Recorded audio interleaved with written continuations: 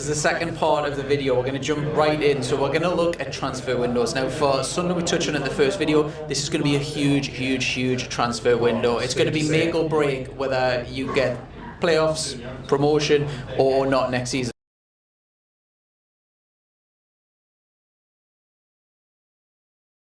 We've went through the current squad then. So transfer window, we've had a change of ownership almost. We've had a lot of fluctuation with that. Have we got a clue of what the transfer budget's going to be this season before we get into transfers? Is there any leaks or any? Let me get on the phone to Chris. Honestly, I haven't got a clue. But bear in mind, we recorded a loss the last financial year was 5 million, but something like that.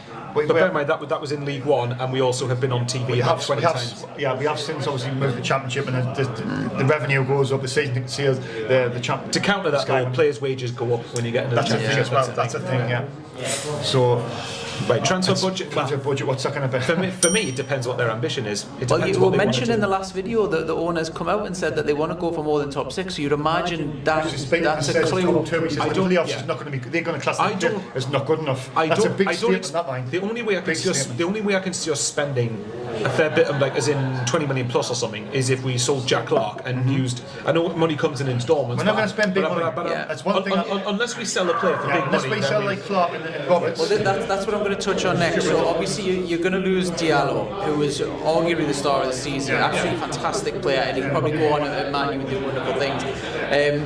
There's no hope, do you reckon, of getting him back? I know we talked about this off camera where we think he's going to move to a Premier League club. Is that dead, do you reckon? There's a little bit of hope what's right down there, but then that's because Ahmad on Instagram has been trying to hint he wants to come back, which he said on Instagram somebody commented if Tony Mowbray stays he wants to come back, apparently. He said he will come back. And apparently, well, we think this is Ahmad's own account. So I think Manchester United will be that was what I was going to say. So I have listened on the radio and I heard someone come on, and the way they dressed it up was very provocative, where they said if he goes back to Sunderland, it will only be because Premier League clubs didn't come back from him. So if that's the case, you would imagine Man U's interest is get him in the Premier League, get him used to playing against his opposition. But if he does go back to the Championship, I'd imagine he'll be front of the queue almost. Is that a case of how you guys see it as well? That's a possibility. Best of the rest. It's a possibility. I think, as you've just said, I think Manchester United want to load him up. There's definitely interest from Premier League teams. West Ham, Everton, Burnley, apparently. That's 3. They can offer him. They can probably match Manchester United's wages. Right, we will probably only playing a small proportion. So, and bearing in mind when we got him, Amad Diallo was less of a known talent, whereas now he's established himself as a good player. But if he plays in the Premier League, it's almost Man, you get to see how he would do if he came on for them. See how he does against all these other wingers and defenders. The only way I could see him coming back next year is if he goes somewhere to a top European club, top European division, or the Premier League, and it doesn't work out first half of the season, and second half comes back. Yeah, that's the only way I could see it. Right now, I just think from Man United, even if he does want to come back, which means he's a tease for it, to be honest. But even if he does want to come back, from Man United's perspective, how does it benefit them letting him come to the Championship again? There's no real benefit other than getting a little bit of wages. The only call the shots, but if Man United get took over in these next few weeks in the summer. I mean, Man United, feel free to sell him to us for like $1 million. That'd be really appreciated. But I just can't see him getting into the team next season. I mean, maybe the season after. But Man United's going to spend. I think they're going to spend big in the summer. Well, they'll want to challenge City, won't they? So eventually. So. And he's probably. I mean, Manchester United. I'm going to use it loosely a little bit. Their strength is almost their wingers, even though they're not really performing. Anthony and Sancho, their wingers are crazy. They've got that Garnacho as well. Rashford is getting my hopes up. Yeah. No. Do you think he's ever going to be good enough to get into Man U? I know that's a high wall. If he goes on loan to the Premier League, the Premier League next season has a really good year, yes, I think he could do. I mean, there's a few Man U fans have been saying apparently they don't think they want to see him over Anthony or even Sancho. Could have saved themselves a pretty penny with that then, because Anthony was absolutely ridiculous. I mean, I think if you're rating his chances out of 10 of a chance of him coming back, I think it's 2 at very best. I just can't see it happen. I mean, I'd love to see it happen. You've got a little bit of hope inside, but then you get the realisation. You think, I just can't see Man U letting him come to the Championship again. I think if we get him back, that's got to be a massive coup from the ownership. Yeah. That'd be one of the best bits of business they've done if we get him again. If we were to get him back, that would send shockwaves around the club. Yeah. But really, wouldn't it? If he really pushes for the move, you never know. But I just can't see Man U. So we've got, if we're using the same squad that you've got at the moment, we touched on Michu as well, who's going to leave. He's going to go back to PSG. He was quite a big player for you guys this season. You've got the guy who we just talked about, the Man U winger. He's gone now. You're going to have two cashable assets, which we've talked in depth a lot about with Jack Clark, who could move to Premier League. You're expecting big money, could turn into a bit of an auction. And you've got Ross Stewart as well. Last year his contract, there's all sorts of stuff with that. You've 2 players down already. You are probably going to use the loan market quite a bit because there's always bargains in the loan. You've seen it again with the Man U winger this season. Who are we looking at fetching in if you do keep a hold of Clark and Stewart? There was a loan. You mentioned you want 3 strikers as well. Just as a teaser for the last video, if you want to watch that, there's 3 strikers you wanted in, and then we've also got a winger that needs replacing, a central midfielder who needs replacing, and then anyone else that you feel is a weak position. These players than me, but for me, that's not going to happen. But Victor Gyökeres from that would be just. I'm telling you now that there's next to no chance of that. He was a superstar of the Championship. If we, like I said to you off camera before going on air, if we had gone up, he's someone I would have definitely gone for. But realistically, no. There was a player from Liverpool, Michael, you mentioned. No, this is the player that I want. Do I think we'll get him? Probably not, because he's got Premier League offers. But for me, Liverpool winger Fabio Carvalho is someone that, for me, I would want us to be looking at. A loan would be beneficial, you would think, because he's not going to get any real minutes for Liverpool. That's what I was going to say, because, but again, it depends if he wants to be in the Premier League, then that's not really going to happen. But for me, that's if we're wanting to go up next season, and if the aim is top 2, then even if we ask the question and they say no. That's you can only the worst that happens, they say no. Ask the question. Have them on speed dial in case they sign another winger in the summer, and then we'll go in for them. Walked the league with Fulham the other year. It's a case, like you said earlier on there. I think it's the type of signing we should be looking at. The loan market again is going to be, isn't it? It's going to be. And by the way, just to point out, and I know it's a bit different, but when we signed, Elise and Ekwa from West Ham, and we signed a few, and even Diallo from Man United to a point. Their fans were all saying we're disappointed they're not round in the first team. So I wouldn't be surprised if Sunderland pulled off a couple of signings where was Ekwa from West Ham. Was he? Oh, yeah. I thought he came from France. The point is that Liverpool fans might think they want to see Carvalho near the first team. Now, if we get him, it's only going to be a loan deal. And that's fair enough. That's realistic. But for me, I think that's someone who I would personally want us to go for if we're really trying to go up.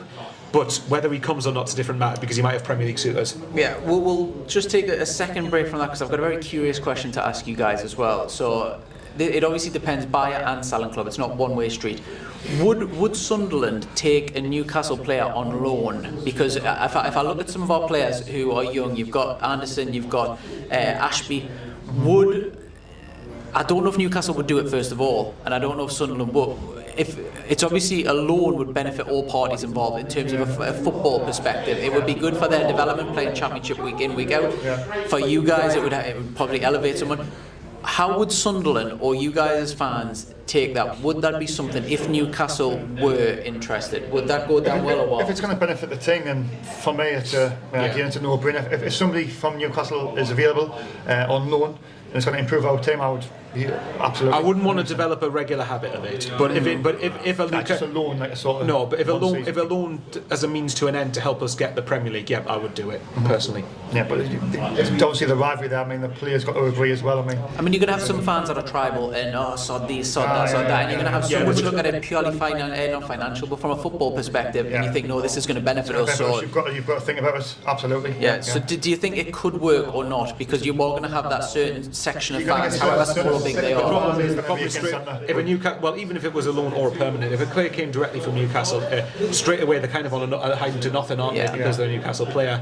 So they need to perform really. I think if they didn't, if it's going to improve the team, I don't sort of see it's only a loan deal, so it's only going to be one season and they'll go back. If it's going to improve us and get us out of the Championship, I don't see why there'd be sort of any issues on my side. Do you think you speak for the majority of fans with that or not? Really, no. I think there's too many of them. I think we'd be in the minority there. I think there'd be a lot. I might be. No, you didn't do that, but I might be wrong. It's going to improve your team. You've got to. I think for me, if it improved our team enough to the point where we get back the Prem, then yes, I would do it. Well, I mean, two of the players that I used there, just because I'm thinking of realistic Newcastle loan options, is probably the youngsters. But Anderson, who isn't really there or thereabouts, he gets a few minutes. and then you've got the young right back as well. Both of them, I would imagine, would get first team at Sunderland and stuff. So that's why I use them two as possible examples. With them two, would you take them two? I'm just using that. I'm not saying they're going to come or anything. I'm just saying if it's them two. So Ashby plays right back. So he's signed him. He's youngster from West Ham, and then you've got Anderson who can play central midfield and he can play on the wing as well. Did Anderson play for Bristol Rovers on a junior? It was, He did, I thought so. Michael knowledge is great for things that. I wish it was great. I mean, I'll be against it, but I mean, Troy Young's had a great season, but I still think in some games he got a little bit found out, especially at Burnley, but they were the best side of the league. So if there was a better right back available, then you're saying that, but we kept a clean sheet at Burnley, didn't we? No, the game. Oh, the game up here. Yeah, I was. Yeah, that was early on in the season when his development was. Then the Bristol City one, he was a little bit suspect as well. But I'm just being pity again. Yeah. If you're asking out the two of them, I'd be more likely to accept Anderson probably than is it Ashby? Ashby, yeah. Whereas I think Trey Hume deserves to be our main right back. I think we've already got someone who's good enough. But you've got to have a squad, haven't you? Because like with everyone, especially with us, we are going to get injuries. I mean, it was just a provocative kind of thing. Because I'm sure both fans would be interested in the responses to that. What are you guys thinking as well? Who you got that you would like to see fetched in? Realistically, it's going to involve all the players I see will involve money. I know I was going to say because you said Victor Gyökeres, and that's that's next to impossible.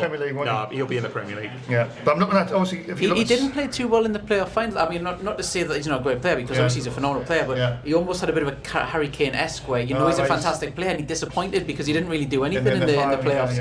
Yeah. I think clubs like Wolves and maybe even Everton. I think that's screams something like it could be an Everton. Some names, obviously Johnson Clark-Harris. A few years ago, I would have definitely had him. I think if his attitude's good, because Peterborough transfer listed him apparently, haven't they? Yeah, I'm sure they have. So we need a couple of strikers. Right, if you're asking me, I think Ellis Sims I'd go for again personally. But is that realistic? Because I don't know. I never watched him loads, so I know he's a poacher. He gets loads of goals. Yeah. Went back to Everton, didn't really get much game time at Everton. Would Everton, now that they're secured for Premier League, would they loan him out? Do you think, or what? It depends who they bring in up front. Yeah. I think if they get a couple of options up front, then I could see him going out somewhere. Look, I mean, I might be in a minority. I like Ellis Sims a lot. I think there is a lot of good qualities there for me. It makes sense. He ticks a lot of boxes, yeah. He does, yeah. I'd say Ellis Sims. I think another one that I think we could maybe look at, and again, it could be an attacking midfield option. Scott Twine on loan from Burnley. Because a year ago, obviously, I think some of our fans wanted us to sign him, but MK Dons wanted something like 4 million, which I wouldn't have paid because at the time he wasn't deemed to be good enough. He hadn't played in the Championship. Scott Twine on loan. I'm trying to think what else there is. But what positions then? So I remember off camera we talked about you wanted 3 keepers. So we were not 100% convinced with Patterson. You wanted a good second option. So you wanted a keeper. We wanted a striker. A keeper from Rotherham, we missed Johansson. I mean, if it wasn't for him, they probably would have get Milligan. He was in the team of the year. I mean, I think. Speaking of Newcastle, funny enough, Diallo seems to be up for sale. Hull, which are not too far from here. Well. Do you know? I mean, when he cleared up earlier in the season, there was a lot of hatred towards him. But I think the only reason I wouldn't take him is I think he's a good championship. I think he's a solid championship keeper. But the only reason I wouldn't take him is because it depends how much you guys would want for him. And I think he's out of contract. He's a free agent. Yeah. But the issue then becomes wages, doesn't it? But the thing is as well, I suppose it's a double-ended sword with that because you've obviously got this great young keeper who's picking up loads of good experience. If you fetch Diallo in, he's either going to stop the growth of that player or is he going to be happy to sit on the bench as number 2? So either way, is he too good of a keeper to fetch in? I just think you need a better battle kicker than Bass, I think. So someone worse than Diallo? Do you think Diallo might be? As well, Patterson, because Patterson I think maybe sometimes a little bit comfortable because he realises he's always going to start. Yeah, Alex Bass was never going to He's never going to, do you know what I mean? So just a little bit of competition for maybe one keeper I may go for, but again it depends. I believe Newcastle might have been in for him. But it depends if he's going to come and be second choice. Is Ben Foster. For me, Ben Foster's someone I think I would look to maybe get on a year's contract. But again, is it wages? Is he going to want to come to the Championship? Is he going to want to move up north? That's the problem. Well, it was weird he turned Newcastle down and then he went to go play for Wrexham. It's very odd.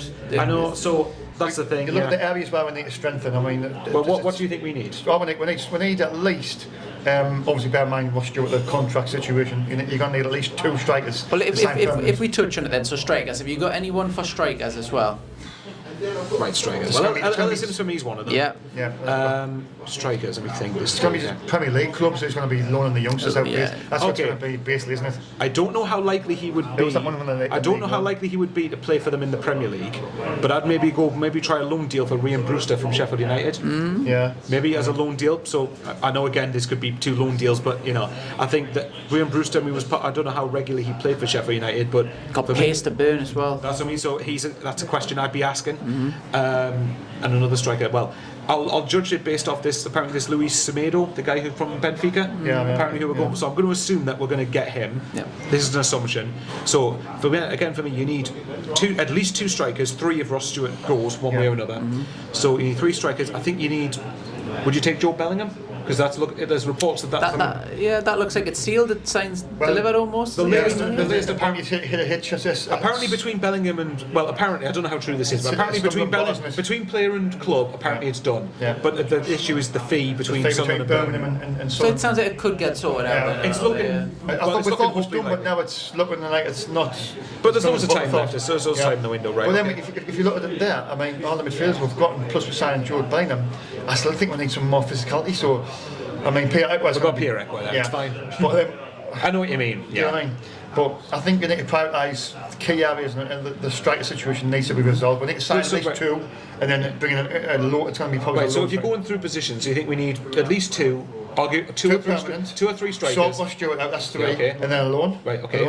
Right, then what else? Do you need another keeper? Second choice? Definitely a backup keeper. Need some average-ish keeper. Yeah, better keeper than Bass, because Bass is not really if something happens to Patterson, we're in big trouble, really. No. I think Pass has kind of made a cult hero name for himself. The fact he just scored a handball goal at St James. I think that's not really what we need. In defence, you're looking at. I was going to ask about that. What do you think we need in defence? Well, we've got Ballard, we've got Back, we've got Elise, we've got O'Neill can play there. I think we're all right there. Right back, I think we need a backup right back, and maybe a backup left back. So when you say backup, you mean someone who's not going to come in and take the slot, someone who's okay for sitting on the bench then? Just competition for place. Body. Someone who's okay to compete. Great season, try comes a great season, but the next season is going to be a lot harder, a lot more better teams. So you're going to might need a better right back. So you're going to have Bellingham in midfield. If we say that's done almost, is that your midfield sorted then now? He's going to have. 17-year-old. I mean, do we know much about him? I mean, Birmingham, he's playing at Birmingham. He's apparently 6'4", I think, something like 6 foot odd, and he's played, I think, about 20 games or so in the Championship already. Although a handful of them have been off the bench. But do you know what people expect? I think people seeing Bellingham and they expect him like his brother Jude, and they're thinking, he's going to be. Do you know what I mean? I do believe he'll be a good player, but I think if you're expecting him to be the Jude Bellingham now, then it's just not going to happen. I'm hoping it's not one of them transfer where we just sign and just hoping that it's going to be If it was previous regimes, I would have agreed with you, but under this regime, I trust them with what they're doing. So provided that goes off, is that your midfield sorted, and then is it just a winger that you need? I wouldn't complain with another experienced midfielder mind. I wouldn't complain with an experienced midfielder mind. What type of midfielder? An attacking midfielder, defensive, strong holding midfielder who can dictate the game from you got a name for that one? Michael, your man for these. Fine. I don't know. Isaac Hayden on loan. I don't know. I mean, he had a bad injury. I was not joking, but I rate him. I always used to like him in Newcastle. But the thing is, it's probably the same with Ross Stewart. When someone has a really bad injury, you can't trust them to be 100% fit. Almost as fans, you just expect them to get back and do that. We're humans. It's bodies, it's arms, it's balls, it's legs. It takes its toll on the body, doesn't it? If you're out for so long.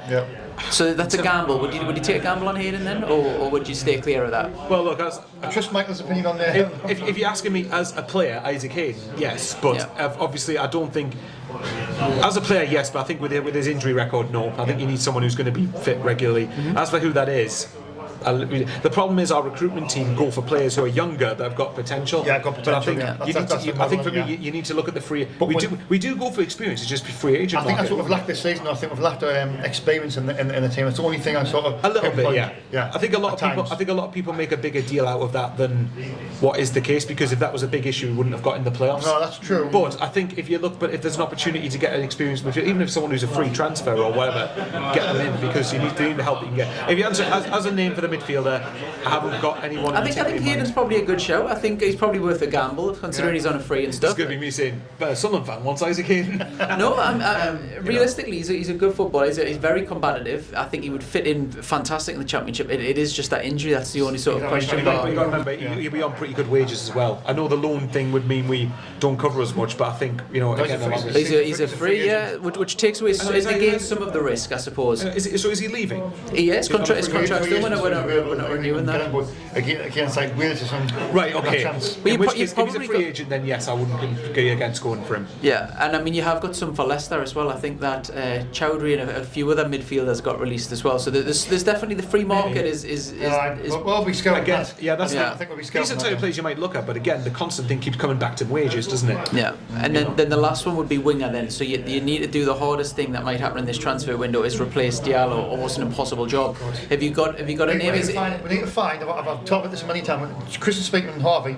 I trust them as well. They need to find another gem this summer, and obviously the gems to replace the previous gem, which was Diallo. Have we got a name for that one? I've got anyone? Two. Okay, lovely. Well, obviously one I mentioned before, Fabio Carvalho, is someone who I think we should be looking at if we want to go up.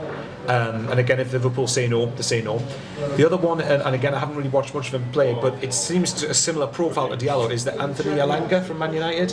Yeah. Apparently, he was one of the players that have supposedly been transfer listed and they want to sell. But again, that comes down to money. Is he above Diallo, do you think, in terms of Man U's totem pole of wingers? Which one do you think is currently higher? If you're talking in terms of stock, it would be Diallo because he's just had a good year and come off a really productive Championship season. But I'm thinking Elanga because, again, these are the type of signings that Sunderland tend to go for, where it's players from Premier League academies who haven't had as much experience in first team level but have got the quality to step up. It's surprising Elanga because I have watched Man U a few times and he seemed to be their golden boy in terms of a kid winger. He was fetched on, given a lot of minutes, a lot of opportunities. Yeah. It's now they've switched that to Garnacho, and Garnacho seems to be the main man who's coming on for all of these little appearances. Have they given up on Elanga, do you think? And then this is where you guys would come in well, apparently Manchester Evening News, where I think is like Manchester's equivalent of the Sunderland Echo, apparently they were saying that the price they were asking for Elanga not long ago was 20 million, then they've dropped that down to 10. Yeah. So I reckon because I haven't had many takers, they might drop it down a bit further. Especially if it gets to the last few days of the window. Yeah, exactly. And stuff, so I think Man United will obviously they'll know as well that way obviously Diallo. It might be that we might get him on loan. We don't know. It depends because one thing we've definitely can you guys afford a £10 million player? Is that too much for the budget, or is that going to be a whole budget? Not unless we sell Clark for big money. We would have to sell Clark, Roberts, and Rush Stewart. Sell them free players. See, I'm just speaking hypothetically. See, but even then, free players will make about 40 million. The only way I could see us buying Elanga is if the price tag dropped to up to 5 million, maybe. Yeah. I could maybe see it then. I think we're going to have to basically just be very clever in our business again, and exactly. And whatever money we do spend has to be spent really clever. And I do trust like Stuart Harvey and Chris Sweet. But there's no denying we do probably need to open the purse strings a little bit if you really want to make a crack at promotion. But that was two examples. I think Elanga, whether a permanent or loan, but again, permanent would only really happen either if you sell a big asset or if the asking price gets dropped down enough. Yeah. But again, Fabio Carvalho is the one I'm thinking that we should be. What would you take him, Fabio Carvalho from Liverpool? Yeah, he's proven Championship. I think he couldn't not take again, him. Obviously, the thing that sets it back is, does he want to stay in the Premier League? Yeah. Do Liverpool want to loan him to the Premier League? If that's the case, then it probably. Do you know one player I wish we'd got when he was here on loan and he went back to Wigan?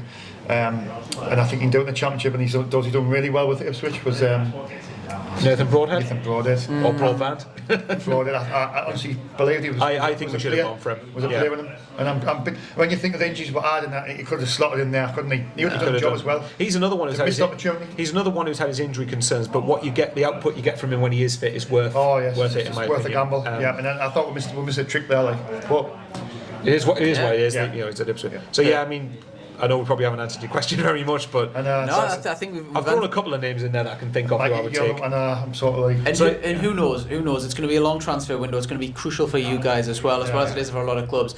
Thank you guys very much for appearing in the video. Very much appreciated for your time and everything. We've dissected Sunderland, pretty much everything there. The current squad, the transfers, the state of Sunderland, everything. Is there anything else you want to say? Hopes for Sunderland or whatever? I was going to say before, there was announced yesterday, I think the day before, Joe Nicholson's a reporter for the Sun Echo. He announced that we'd already sold 32,000 season tickets for next season, which is 85%. Phenomenal. Which is absolutely unbelievable. I mean, we haven't the transfer window hasn't really started yet. No players gone or players come in, so I think it just speaks volumes of the supporters of this football club, and I think it's. It is just nice just to have a period of excitement for once instead of just being miserable. You know. But as Speakman's come out and he said that the expectation, he said the players are not going to be good enough.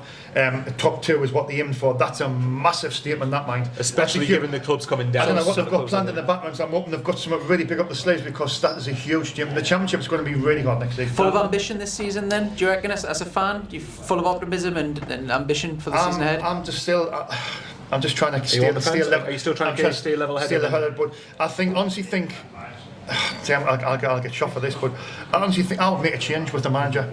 I think it could be. I mean, you've got something got to do it at the right times, and I think Mowbray. So watch Tony Mowbray get us second.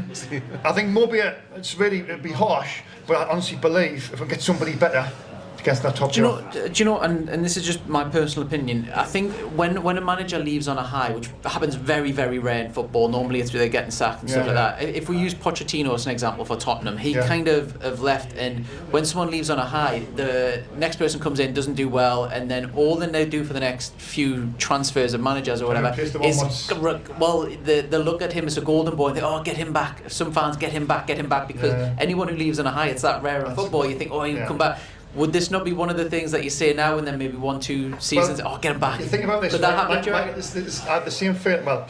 Dick Advocat, right? When he kept us up, and Michael didn't really like him, right? He kept us up, done his job, but then a lot of Sunderland fans were begging him to stay on, begging him to stay on. And then sent his white flowers and all. He changed his mind. You think, but then he come back and it wasn't the same.